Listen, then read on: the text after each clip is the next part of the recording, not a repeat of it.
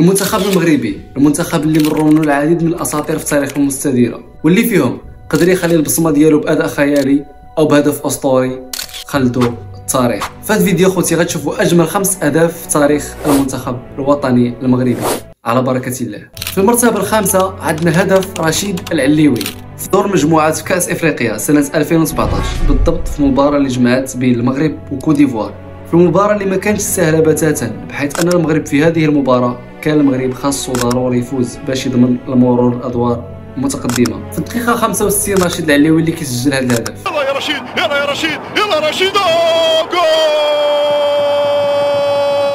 بصراحه هذا الهدف هدف خرافي من رشيد العليوي اللي استطاع انه يسجل اجمل واذكى الاهداف في ذاك النسخه، بالرغم من ان الحارس كان متمركز في وسط المرمى ومن مسافه بعيده قدر يسدد الكره بكل اناقه، بحيث ان الهدف ديال رشيد العليوي تصنف من اجمل الاهداف في ذاك النسخه. والغريب في الامر ان رشيد العليوي استطاع يسجل نفس الهدف في الدوري الفرنسي امام نادي ليل، لكي لا يقول البعض مساله حظ فقط. وبالنسبه للناس التي تبحث عن العليوي فهو حاليا يلعب مع نادي كورتريك البلجيكي. في المرتبه الرابعه هدف اشرف حكيمي واللي كانت تنظم بالكاميرون انذاك، وكذلك اللي عرف اداء مميز من طرف المنتخب المغربي بحيث استطاع ان يصل لربع النهائي، لكن للاسف خسر المنتخب المغربي ضد الفراعنه. والهدف اللي غنتكلموا عليه هو الهدف اللي تسجل في المباراه اللي قبل من هذه المباراه واللي كان ضد منتخب مالاوي، واللي في نفس الماتش تسجل اجمل هدف في ذاك الكان حيث بونو كان خارج من المرمى، لكن استطاع المنتخب المغربي ان يتعادل عن طريق رأسية النصيري. واستمرت المباراة آنذاك حتى الدقيقة 70 اللي تسجل فيها أجمل هدف للمنتخب المغربي عن طريق ركلة حرة بعيدة 28 متر على المرمى. وهذا الهدف بالضبط خلى المحللين كلهم يدويو على حكيمي، بحيث كاين اللي صنفوا أحسن ظهير أيمن في العالم. على سبيل المثال كيليان مبابي اللي نشر تغريدة على تويتر بحيث كتب فيها أشرف حكيمي أفضل ظهير أيمن في العالم، تصبحون على خير. وهذا الهدف بالضبط اللي كان سجل حكيمي على مالاوي كان سجل نفسه تقريبا ولكن في الزاويه الاخرى في دور المجموعات امام منتخب الغابون. الهدف اللي عندنا في المرتبه الثالثه هدف مصطفى البياز، هدف اللي نقدروا نقولوا عليه بصراحه هدف من كوكب اخر. سنه 1987 بالضبط في الاولمبياد المؤهله الاولمبياد بسيول بكوريا الجنوبيه، وكمعلومه في ذاك الوقت ما كانش منتخب اولمبي، كان المنتخب الاول هو اللي كيشارك في كل المسابقات، بحيث ان القانون غيتبدل من بعد ذلك في سنه 1992. المهم في ذاك المسابقه المغرب بدا بهدف ضد الكوديفوار، واللي بدا فيها المغرب بهدف من ركله جزاء، بحيث سجل هذا الهدف الحداوي. من بعد منتخب الكوديفوار استطاع يعدل النتيجه هدف لهدف. استمرت المباراه حتى وصلت الكره عند البياز في وقت بدل ضائع اللي بدون ما تلمس كرة الأرض بتسديدة صاروخية استطاع البياز يقضي على الحلم الإيفواري. هدف اللي أقل ما نقدر نقول عليه باللي هدف أسطوري اللي هز ملعب محمد الخامس، واللي بهذا الهدف خلى المغرب يلعب الدور الموالي من الإقصائيات. ودابا غندوزو نشوفوا الهدف اللي في المرتبة الثانية، هدف الشهير مصطفى حجي ضد منتخب مصر. مقصية خيالية في وقت قاتل في الدقيقة 90 خلات المغرب يدوز الدور المقبل. نادر السيد أحد أفضل الحراس مصر في التاريخ، واللي تسجل عليه هذا الهدف خرج في واحد التصريح بحيث قال أن هذا الهدف أفضل هدف تسجل في مرماه والذي لن ينساه أبدا وسيبقى عالقا في ذاكرته. الآن غندوزو نشوفوا الهدف رقم 1 في تاريخ المنتخب المغربي، ولما لا وهو الهدف الذي استطاع به أن يأتي المنتخب المغربي بالكأس الإفريقية الوحيدة في تاريخنا. وهذا الهدف هو الهدف التتويج الوحيد في تاريخ المنتخب المغربي سنة 1976 بنسخة إثيوبيا.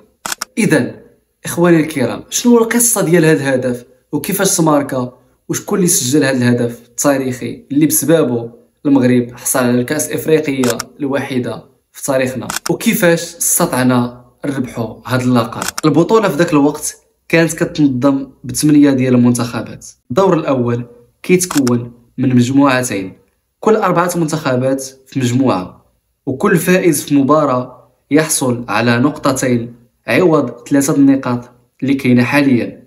المنتخب المغربي استطاع يتصدر المجموعه اللي كان كيتواجد بها بعد ما ربح نيجيريا وكونغو الديمقراطيه وتعادل ضد السودان. المهم تأهلنا الإخوان للدور الثاني، ما كانتش مقابلة إقصائية كيف ما يبدو الوضع حاليا، بل 4 الفرق المتأهلة من الدور الأول كيلعبوا على شكل مجموعة مرة أخرى، وصاحب المركز الأول كيتوج باللقب. في المباراة الأولى الإخوان استطعنا انتصروا بهدفين لهدف واحد على فريق مصر، وفي المباراة الثانية استطاع المنتخب المغربي أن يتفوق بنفس النتيجة على منتخب نيجيريا. أما بالنسبة للمباراة الثالثة والأخيرة واللي كتعتبر على شكل نهائي، بحكم كنا متصدرين المجموعة كان خصنا تعادل ونفوزوا باللقب أمام غينيا، وبذلك نكونوا حققنا أول كأس إفريقية بتاريخنا. وهنا بدأت القصة الهدف. المباراة كانت شبه مستحيلة لأن المغرب كان لاعب ب10 اللاعبين، حيث كان استطراد لاعب بالبطاقة الحمراء. والمشكل هنا زاد تعقد ملي غينيا سجلت الهدف في الدقيقة 34، وهذا الشيء زاد صعب المأمورية على المنتخب المغربي. كيف ما كتعرفوا في ذاك الوقت الشعب المغربي متبع المباراة غير من الراديو، وكل شيء كيتصنت لأحداث المقابلة، والناس كاملين على أعصابهم، وكل شيء كيتسنى شي نتيجة تفرح الشعب المغربي كامل. وهنا كل دقيقة كتدوز الأمل كان كيتفقد، والناس كانت متأثرة ديال بصح. فمع مرور الوقت دقيقة بدقيقة والإحساس بالحسرة والخيبة كتزاد، ولكن الرجال اللي كانوا داخل أرضية الملعب ما فقدوش الأمل وما هبطوش يديهم، وخا لاعبين ب10 لاعبين ومتلقين هدف. المأمورية كتبدا غير من خلال هذه المعطيات أنها شبه مستحيلة. بذلك الدقائق بقات كتمر سريعة بزاف على لاعبين المنتخب الوطني وعلى الشعب المغربي اللي كيتصنت لذاك المباراة من خلال الراديو. وصلت الدقيقة 86، الأسطورة أحمد فارس غتكون عنده الكرة في القرب من منطقة العمليات. في الوقت اللي كيفكر شنو يدير بالكرة غيسمع صوت من وراه، واللي هو صاحب الهدف الأسطوري اللي طلب منه الكرة بعبارة ها العار اخويا ها العار، باش يمرر ليه الكرة في أسرع وقت ممكن. فعلا فارس مرر ليه الكرة بخارج القدم وحطها ليه على طبق من ذهب. هنا البطل ديالنا انطلق بسرعة قياسية من الخلف، وهو مدافع وصل في الوقت المناسب باش يسدد تصويبة صاروخية وضع فيها الدقة والسرعة اللازمتين، بحيث سدد الكرة بطريقة متقنة جدا ما خلت الحارس الغيني حتى أدنى مجال ديال حتى شي ردة فعل. تسديدة كانت في غاية الروعة من مسافة 35 متر تقريبا، وفي الوقت اللي حساس بزاف الدقيقة 86. هذا الهدف اللي خلى الشعب المغربي كامل من وراء الراديو كله يفرح فرحة هستيرية. هذا الهدف جمع ما بين كل مميزات الأهداف الأسطورية، الطريقة باش تسدات والجمالية والأهمية والتوقيت، والأهم من ذلك لأنه هذا الهدف هو اللي جاب الكأس الإفريقية الوحيدة للمغرب. بذلك الإخوان غيبقى أفضل هدف للمنتخب المغربي في تاريخنا إفريقيا، واللي سجل هذا الهدف هو الأسطورة أحمد مكروح.